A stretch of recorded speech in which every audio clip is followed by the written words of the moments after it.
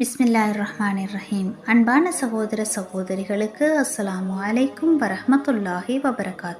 விதி எழுதப்பட்டிருக்கலாம், ஆனால் அதை துஆ மாற்றும். உங்கள் விதி எதுவாக இருந்தாலும் துஆவால் அதை மாற்றலாம். நாம் பல நேரங்களில் வாழ்க்கையில் தோல்வி அடைந்த பிறகு எதையும் மாற்ற முடியாதது போல் உணர்கின்றோம். இது என் விதி என்று மனம் இறங்கி விடுகின்றோம். ஆனால் நபிகள் நாயகம் ஸல்லல்லாஹு அலைஹி வஸல்லம் அன்னவர்கள் சொன்னார்கள், துஆ என்பது நிகழ்ந்துவிட்ட மற்றும் இன்னும் நடைபெறாத விஷயங்களை மாற்றக்கூடியது. ஆதாரம் திர்மிதி. அல்லாஹ்வால் எழுதப்பட்ட விதியை மாற்றும் சக்தி துஆவிற்கு உண்டு.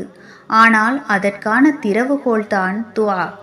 இது உங்கள் உள்ளத்திலிருந்தும் உங்கள் நம்பிக்கையிலிருந்தும் வர வேண்டும். நீங்கள் உங்கள் விதியை மாற்ற முடியாது என்றும் யாரும் சொல்ல முடியாது. அல்லாஹ்வுடன் நீங்கள் தொடர்பு கொண்டால் எந்த விதியை வேண்டுமானாலும் மாற்றலாம். ஒரு நோயாளி துஆவின் மூலம் சுகமடைகின்றார்.